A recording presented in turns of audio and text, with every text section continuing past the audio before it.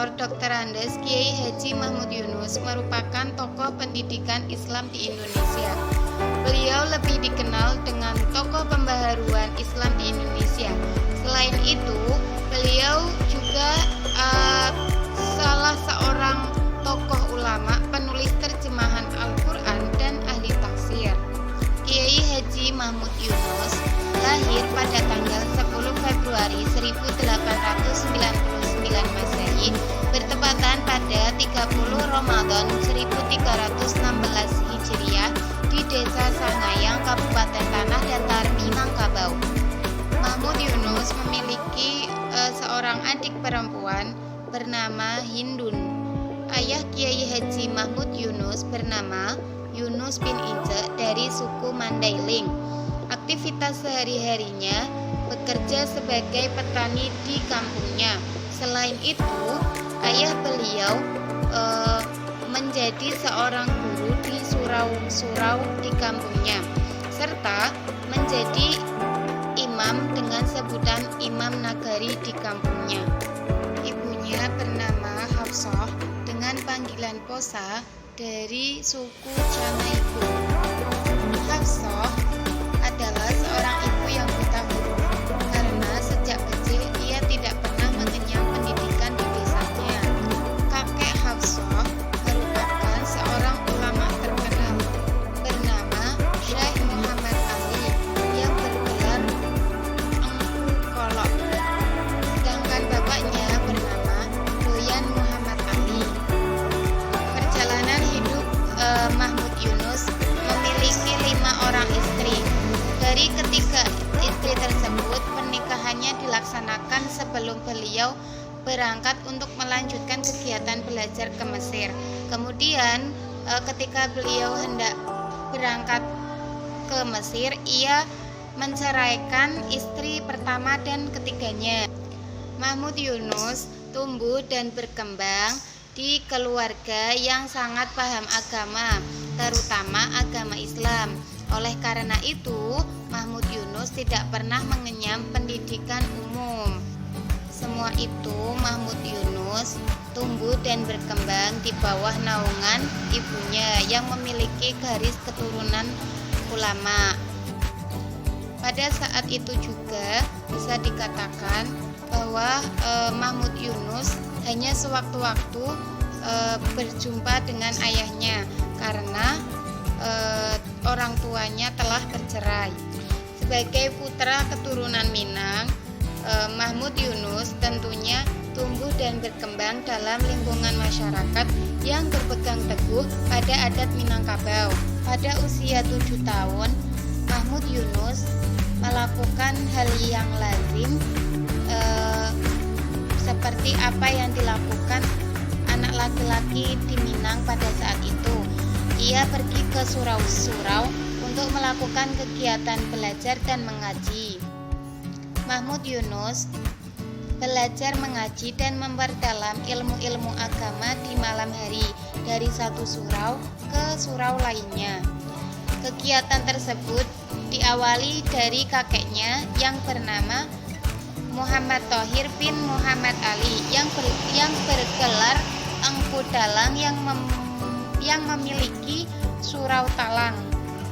Pada saat Mahmud Yunus khatam Al-Quran, ia diberi tanggung jawab oleh kakeknya untuk menjadi guru bantu mengajar anak-anak di surau, sembari mempelajari tata bahasa Arab kepada kakeknya. Pada tahun 1908, masyarakat Nagari Sangayang bersepakat untuk mendirikan sekolah desa.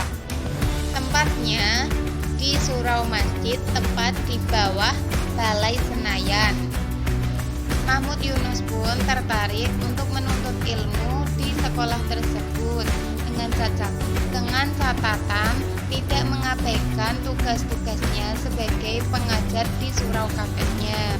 Akan tetapi kegiatan belajar Mahmud Yunus di sekolah ini tidak berlangsung lama karena pelajaran yang disampaikan atau yang diberikan dari sekolah tersebut hampir sama dengan pelajaran-pelajaran sebelumnya.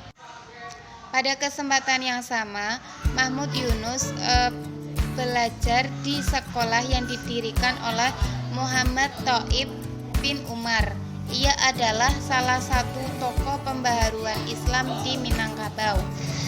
Suatu ketika muncul keinginan besar Mahmud Yunus untuk melanjutkan kuliahnya di Mesir. Dalam hal inilah pengaruh dan kontribusi mamanya atau Haji Ibrahim sangat besar sekali. Walaupun sempat tertunda karena tidak memperoleh visa dari pemerintah kolonial Inggris, pada bulan Maret 1923 akhirnya Mahmud Yunus dapat berlayar melewati Penang, Malaysia. Kemudian singgah di Mekah dan menunaikan haji sebelum berangkat ke Kairo. Alasan penting Mahmud Yunus untuk belajar ke Timur Tengah yaitu ia ingin menambah wawasan, ingin menambah ilmu pengetahuan, terutama pengetahuan yang diajarkan di sekolah menengah umum. Hal tersebut merupakan anjuran dari guru beliau agar para pelajar madrasah selain mendalami ilmu agama, para pelajar juga mempelajari pengetahuan umum. Tahun 1924, Mahmud Yunus terdaftar sebagai salah satu pelajar di Universitas Al-Azhar. Di sana beliau mendalami ilmu usul fikih, tafsir, serta fikih mazhab Hanafi.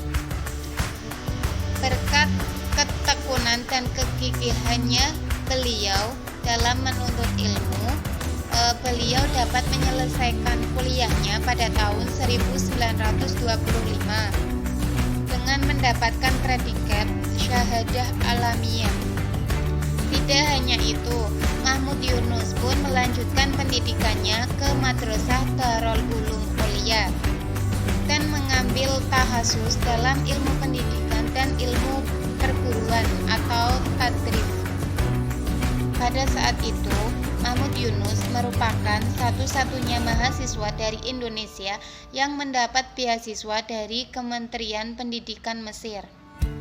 Berkat kegigihan dalam menjalani pendidikan tersebut, beliau mendapat ijazah tadris, keahlian bidang ilmu pendidikan pada tahun 1930. Mahmud Yunus merupakan tokoh intelektual yang banyak mencurahkan ilmunya ke dalam bentuk tulisan.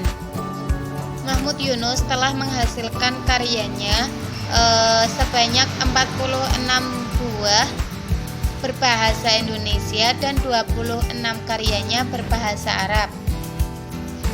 Berarti jumlah karya beliau sekitar 75 buah. Karya-karya Kiai Haji Mahmud Yunus dalam bidang tafsir diantaranya Alif Bata wa Juz Amma, Juz Amma dan terjemahannya, Kamus Al-Quran 1, Kamus Al-Quran 2, Kamus Al-Quran Juz 1 sampai 30, dan masih banyak yang lainnya. Dalam bidang pendidikan diantaranya yaitu metodik khusus pendidikan agama, At-Tarbiyah wa Ta'lim, Pemimpin Pendidikan Agama 1, Pemimpin Pendidikan Agama 2, Pemimpin Pendidikan Agama 3, dan lain-lain. Dalam bidang bahasa Arab yaitu Darus Al-Lughah Al-Arabiyah 1, Darus Al-Lughah Al-Arabiyah 2. Dalam bidang fikih dan hukum Islam, salah satunya yaitu Al-Fiqh Al-Wadih. Dalam bidang akidah dan akhlak, diantaranya akhlak bahasa Indonesia, beriman dan berbudi pekerti, Darus At-Tauhid. Itulah beberapa karya-karya Mahmud Yunus. Dilihat dari karya-karya Mahmud Yunus, dapat kita ketahui bahwasanya beliau adalah seorang tokoh dengan ilmuwan yang komprehensif,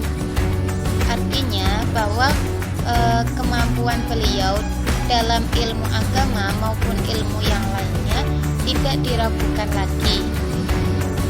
Sekian dari saya pengulasan biografi tentang Kiai Haji Mahmud Yunus. Apabila terdapat banyak kesalahan dan kekurangan, saya pribadi mohon maaf yang sebesar-besarnya. Assalamualaikum warahmatullahi wabarakatuh.